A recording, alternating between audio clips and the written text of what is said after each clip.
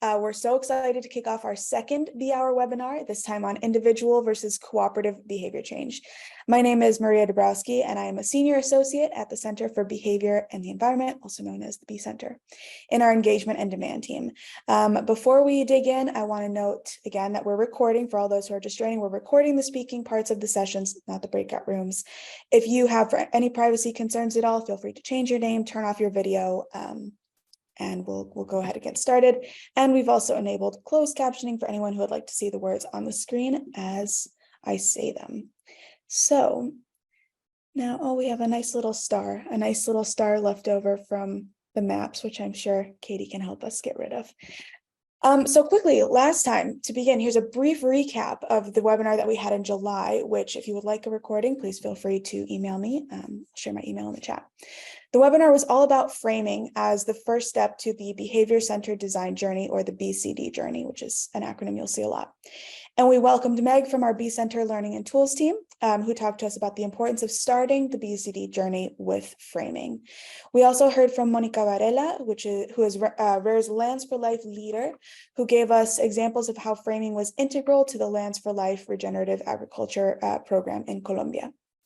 Then we went into some breakout rooms to talk to the panelists and dive deeper. We also had breakout rooms for those who wanted to speak to each other and not join one of the speaker breakout rooms. So that was a little bit about last time.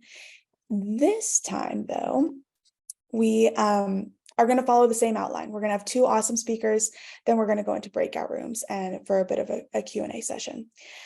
I'd like to do a brief introduction of the folks featured on this slide, our wonderful speakers for this webinar. First up, we have Katie Williamson, who is joining us today, who will do the first speaking session. Katie's from the B Center's Learning and Tools team and is joining us from Arlington, Virginia. Next, we'll hear from Eric, who's joining us from B Center's Research and Design team in Seattle, Washington. Afterwards, we'll split out into breakout rooms. I'll stay in the main room and I can create any groups for people who want to join and talk to each other. And I can also help answer any basic questions, and we will just spend the rest of the time learning from each other. I will also be monitoring the chat box. So with that, I will turn it over to our lovely first speaker, Katie, to begin the speaking sessions. Great, thanks, Maria, and welcome everyone. It's great to have you here wherever you're calling in from. So our objectives today are to distinguish cooperative from individual or non-cooperative behaviors. So many of you are working on a number of different behaviors in your environmental work. And so this is one distinction, one type of categorization that can be really helpful and have implications for the kinds of design and strategies that we might come up with for those different behaviors. So we're going to give you some examples of cooperative behavior change in the real world, share some specific tools and strategies and what this looks like, and Eric's going to talk more about that. And then as Maria mentioned, during the second half of our webinar or time together today, we'll have some chance to discuss what does this look like in your own work and in questions that you have. So we're going to particularly spend some time today focusing on this term cooperative behavior. And so we'll distinguish this from non-cooperative and individual behavior. But we do want to particularly focus on this cooperative side because it is something that comes up a lot in environmental work. And there's some key research insights on how to address them effectively. So I'm going to give you an overview of different behaviors with definitions and examples, and then Eric, as I mentioned, is going to share more about how to design for these different behaviors. So starting off, just being able to distinguish cooperative from non-cooperative behavior, we need to answer, what does it mean to be focused on cooperative behavior? And so one definition is an action that is best for the individual is different than that which is best for the group. So that might sound a bit abstract. So we're gonna look at a few examples. But I do want to mention that cooperative behaviors do go by a few different names. So you might have heard of public goods problems or common pool resource problems, cooperative dilemmas, tragedy of the commons. A lot of these are signals that we're also talking about cooperative behavior. So cooperative behaviors include ones like fishers respecting fishing rules to prevent overfishing, like using certain gear or fishing in certain places over others. It might also include villagers not cutting down trees in a community forest, or factories emitting less air pollution in a city. So for all of these, the actor benefits doing the unsustainable behavior personally, but it affects everybody else. And so a villager's decision to cut down as many trees as they can may be good for their family or income or fuel needs, but that decision does affect the amount of trees that others can cut down and the overall health of the forest. Non-cooperative behavior examples include ones like farmers applying compost to their fields, or even homeowners switching to energy efficient appliances. And so these type of behaviors are not as linked to others' behaviors. So a farmer's decision to apply compost to their fields is better for them regardless of whether other people do it, and it doesn't affect other farmers. So they're going to just have maybe better soil quality. A homeowner getting a green appliance might save them, it's probably going to save them money, and also has environmental benefits, regardless of whether others are buying those appliances. So those are a few cases where we're seeing this difference between cooperative and non-cooperative behavior. So here's a graphic that we have to help us set up some of these criteria for whether something is cooperative or not. So starting on the left side here, if individuals would do better doing that unsustainable behavior, yet as a group, they would do better if everyone is doing the sustainable behavior, then it's a cooperative dilemma, or where we're dealing with this cooperative behavior. But if an individual is not doing better by doing the unsustainable behavior, or even if they're doing better regardless of what people are doing, then it's not a cooperative behavior. So cooperative behaviors often really are involving individuals or groups who are taking on some sort of cost so that others or larger outcomes see impact or benefit. And as Maria mentioned, feel free to ask questions in the chat as you have them as we go along here. So let's dive into one particular cooperative behavior in the fisheries world, so we can see this in action.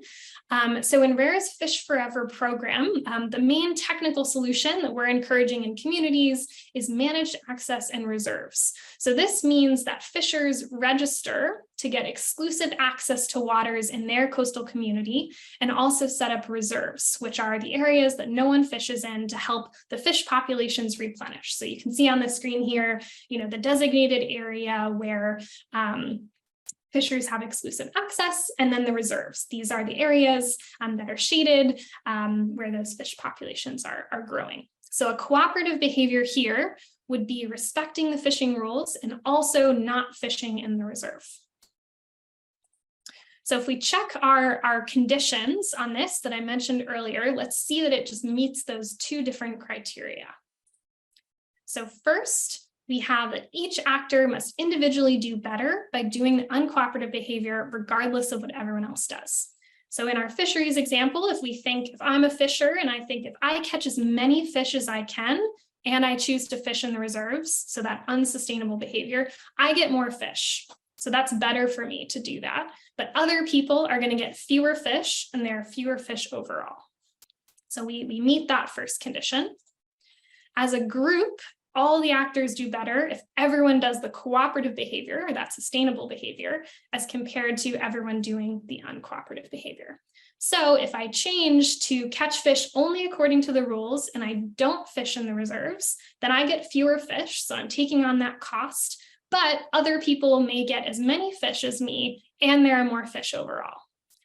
So we're going to meet both of these conditions in this case of where we're seeing this cooperative dilemma. Okay, great. All right. So with that, before I turn it over to Eric, I want to just do a quick practice on this. So based on what we've presented so far, I'm going to give you 4 behaviors, and I want you to put in the chat whether you think it's cooperative or not. So put a yes in the chat if you think what I've put on the screen is a cooperative behavior, and put a no in the chat if you think it's an individual or non-cooperative behavior. Okay. And we'll do our best here and see how we do.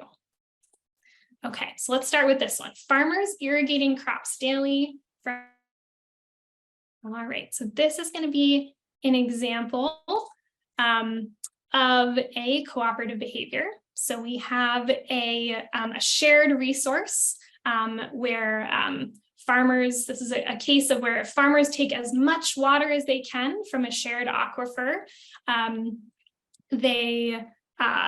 That's going to be better for them, but it's going to leave less water for everybody else. So this would be if they choose to, this is going to be a case where if they change to irrigating crops kind of with a regular pattern or only taking what they need, then this is that example. Okay, let's try another one. Homeowners adopting solar energy in a place with a lot of sun.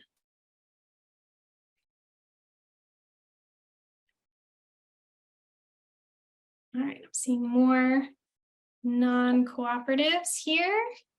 A couple yeses.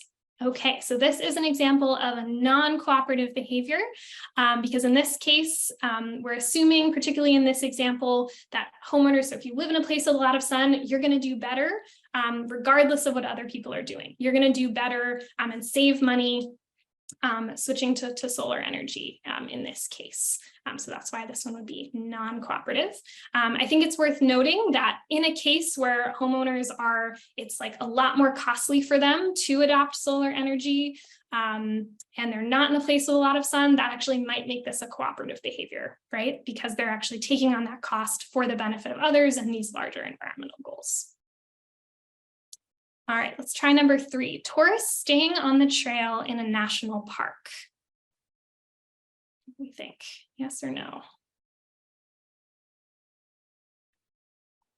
All right, I'm seeing a lot of yeses in the chat. That's great. So yes, it's another good example of a cooperative behavior.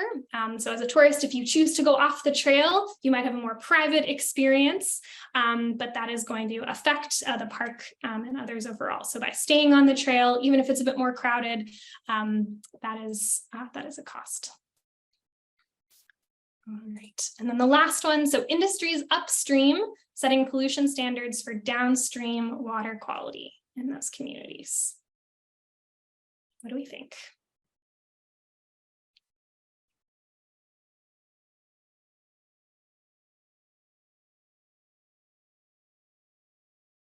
All right, I'm seeing a lot of yeses here. This one is a little bit tricky and it's actually not a cooperative behavior, mainly because this is a non-reciprocal set of behaviors. So industries deciding to pollute less for downstream communities is something that they're doing maybe pro-socially, but the downstream communities are not able to, they're benefiting more than those upstream communities. So because this is a kind of non-reciprocal behavior, and there's just a difference in this water flowing downstream, that means that it is actually not cooperative. So we might refer to this as more of actually like a reciprocal interaction, or there's other benefits or other ways that we might strategize here. So that one is a little tricky, but makes sense in that the industries upstream are putting a cost in place. All right, nice work. Hopefully that's helpful as a starting overview, and I'm going to turn it over to Eric now to talk a little bit more about designing for cooperation and what that looks like.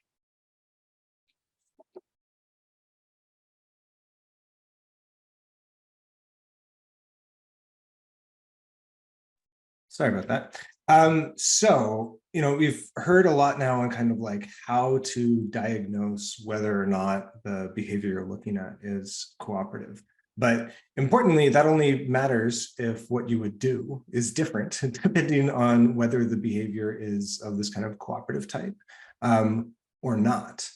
And thankfully, there's actually been a fair amount of research in the behavioral sciences on, well, what should we do with cooperative behaviors and how are these different than non-cooperative behaviors? Because oftentimes we're interested in changing both of these. But in the case of cooperative behaviors, really kind of one of the core differences is how inherently social they are. You really care about what people around you are doing, and they really care about what you're doing. And a lot of the successful solutions are the ones that really leverage that interdependence between actors. So are kind of the key insight there is that for getting people to kind of voluntarily comply with these cooperative behaviors is that social norms are really the kind of governing rules of our behavior, that we care about what other people are doing, what we're doing, and that sort of reciprocal nature. And thankfully, again, there's a lot of research on what does it take to create a social norm and how do we effectively shift from these uncooperative equilibria to these cooperative ones. So in this case, we can see from the research, there's almost like how we like to put it into 3 phases of the creation of a social norm. And each one of those phases is really targeting different elements of what people are thinking and kind of their social environments that they'll be responding to. And how can we change that to help that group reach this sustainable cooperative behavior? So in the first phase, we've got generating collective demand, that the collective as a whole is wanting to see this change. And there's kind of 2 key beliefs that make that up. The first is that each individual thinks, yeah, I think we should do that cooperative behavior. But second, and just as important, and oftentimes neglected, is the notion of, well, what do I think everybody around me thinks? It's that I need to believe that everybody around me thinks that we should do this too. So it's not just me demanding it as an individual and us as a bunch of individuals demanding it, but rather we also see that everybody around us thinks, yeah, this is what we should be doing. That then sort of sets us up for our next phase, which is, well, let's actually change the behavior, because just getting a lot of people to want it doesn't mean they're actually going to change, because they as individuals might be like, yeah, I'd like for us all to change. I know everyone else would like for it to change, but just me changing as one person, that's not going to matter. And I'm just going to do worse off than everybody else. So we need this coordinated shift in behavior where I start thinking, hey, you know, I think everybody around me is or will soon be shifting their behavior as well. And our last phase here, we call strengthening that new norm. So there's kind of 2 key beliefs here that we see as important in providing that extra strength. The first is around this notion of observability, that I think people will find out if I don't break the rules. So if it's very hidden, whether or not I comply with the rules, it's a lot easier to skirt those rules. So it's really important that those who care about my behavior can see whether or not I am. The second part is feeling like I have an excuse to break the rules. So if I feel like you're not going to accept any sort of excuse I could offer for breaking the rule, I'm far more likely to continue to comply with it. And if we can up both of those beliefs, we've strengthened this new norm and are far more likely to reach this sustainable cooperative behavior. Now, I've kind of ran through those all at this really abstract level, just talking about a sustainable cooperative behavior and just kind of these abstract notions of like what sort of belief we could be hitting. But what I want to do now is actually take you through an example of a real program in the wild and how that program is going about hitting these different beliefs. So I'm going to talk to you about that same fisheries example that Katie was talking about, our Fish Forever program. And I'm going to take you through a few of the many activities in this multi-year program that are hitting on these different beliefs. So the first is called the fish game, where each of the participants takes on the role of a fisher in their own community. And what they can feel through experiencing this game is how, depending on what they and everyone around them does, they all collectively do worse when each person is individually fishing as much as possible, but collectively do best when everybody abides by the rules. But still, as an individual, even if everyone else is playing by the rules, I do better by fishing out of the reserve.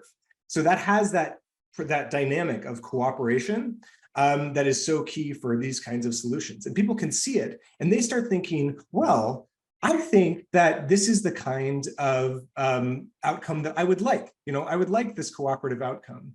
But they also, importantly, this game isn't played alone. So you also see that, hey, everybody else's beliefs are changing around me as well. And it's that second part that's oftentimes neglected when we start trying to change people's beliefs as individuals rather than changing them in groups.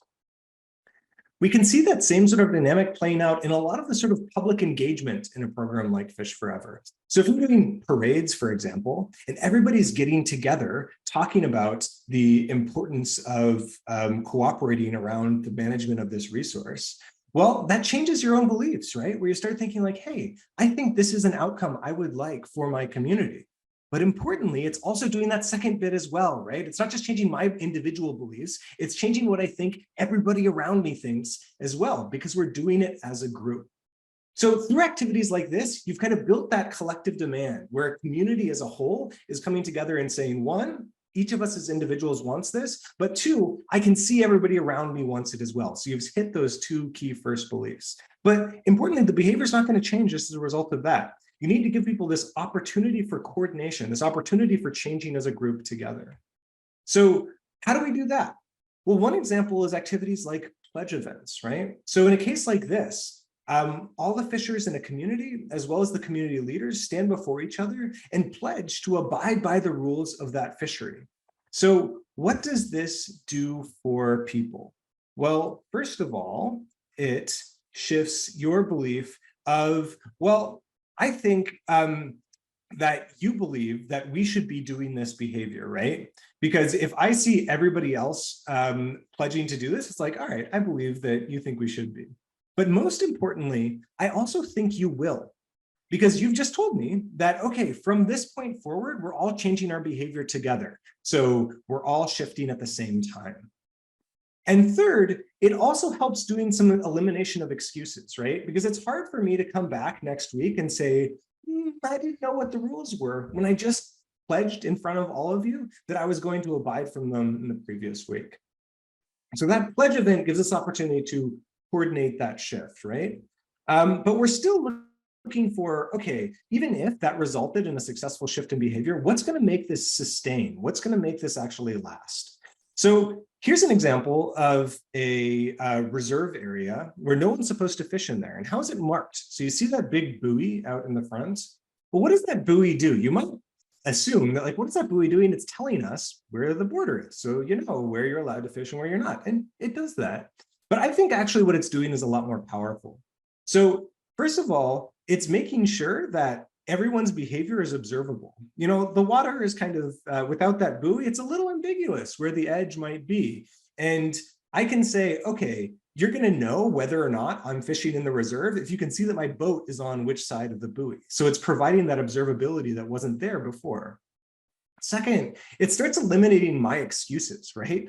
So I can't say, I didn't know where the border was if I had to pass a giant orange buoy to get into the reserve area to fish. Another example of this kind of sort of signaling, a community signaling to itself, is the signage you see here. So this signage includes a couple things. It includes a map of what's going on, but also just sort of a general reminder of, you know, we've shifted the rules of what's going on. It's important where this sign is posted, right? It's posted actually where fishers launch their boats. So what does this really change? Well, it might literally be reminding you of the rules, but like, come on, guys, this is their livelihood. They were aware of what the changes where the rules are. But what it also does is eliminate any sort of excuses that I had. I had to launch my boat next to a giant sign reminding me of the rules. So I can't say that, okay, I don't actually know what I should be doing because I was just told. The third example that I want to give of this sort of strengthening the norm case are, you know, the types of sort of badging or signaling that an individual is doing within their community of their sort of endorsement of the campaign and the new rules. So what does that change? So first, it changes this notion of, so I now think that everybody around me thinks we should do this if they're all putting these signs on their boats, right? I think that, okay, yeah, everybody's behind this. Second, I think you're probably going to abide by the rules, right? If I see a bunch of boats with these signs, what does that tell me about their own intention to comply? Well, if they're willing to put the signs on their boat, they're probably more inclined than someone who doesn't have a sign on their boat to actually comply with those rules. And third, it starts eliminating excuses for anybody in those boats, right? It's really hard to sort of make it sort of the story jive of being able to say, oh yeah, like, I don't think that we need to be following these rules, or I don't know what you're supposed to be doing, when I have a sign on my own boat supporting them. So I'm going to kind of conclude there with like that series of examples and want to kind of drive home this more overarching point about, you know, the importance of this diagnostics of figuring out whether or not your behavior is cooperative or not, is because it leads you to different kinds of solutions. These social norm-based solutions are not exclusively the domain of cooperative behavior, but they are uniquely relevant to cooperation. It's very hard to lead to this sort of cooperative outcome without shifting these social dynamics. So if you only pull on the tools that have worked for individual behaviors, you're going to be really sorry when you actually don't get any sort of behavior change in this cooperative situation. So kind of recounting what those key psychosocial states, kind of the changes in someone's beliefs and their social environment that you need to be hitting. You want to get people to believe that, okay, I think everybody should be cooperating, that that's the direction that our community should go in. But importantly, for that generating collective demand, you also need them to believe, okay, everybody else thinks that we should be cooperating as well. So you can't just do it with individuals, you need to do it with groups. Third, you need everyone to believe that everybody is cooperating when you go to shift that norm. You need to change their underlying beliefs of what is the prevalence of the behavior that I'm targeting. And once we've done that shift, you still need to strengthen that norm. So you need people to know that, hey, if I abide by these rules, people around me are going to find out whether or not I cooperated. And second, you need them to know that if I'm caught not cooperating, no one's going to believe the excuses I might provide. They're going to expect cooperation of me. Once you've hit all of these necessary beliefs, these are the kinds of situations where we really expect high degrees of compliance with cooperative behaviors and help you sort of mold your own cooperative solutions where you're not necessarily just piggybacking off the fish game or something like that, but rather thinking abstractly, what are the key beliefs that that's changing and how can I change them for my cooperative behavior as well? So with that, I think I'm turning it back over. Yes. Thank you, Katie. Thank you, Eric. This is awesome. I think we can see in the chat there are a lot of questions, which is great because now we're going into our breakout sessions where you can have your questions answered. And so we're going to split it up this way. If you have questions more around diagnosing if the work you do is individual or cooperative or non-cooperative and cooperative. So for example, a guiding question could be, where do you see examples of cooperative and non-cooperative behavior in your own work, or questions around that? You will want to go to Katie's room, which I will open the breakout rooms now, and Katie's room is called Diagnose. If you think you have a pretty good handle on cooperative versus non-cooperative, and you're more interested in how to design, so a guiding question being, what lessons from designing for cooperative behavior may be useful to you in your work, then you can go to Eric's room, which is called Design. I've just opened the breakout rooms. If you see somebody in the chat who has mentioned something that you're interested in, or if you see a coworker or a colleague or a peer and you want to work with them specifically, you can assign yourselves to your own breakout room, or I can put you in a specific breakout room. We have plenty of them open. I'm happy to help assign. And so that's what we'll do for the remainder of the time. Right before the end, we'll bring everyone back in with just a few closing statements and announcements. And if you have any questions, I will be staying in the main room to help out. And so I think I see people already joining the different groups. And if you have any questions, I can also manually put you in a room. So I will have Katie and Eric go to their respective rooms. Thank you both again. And I will help anybody else who needs help.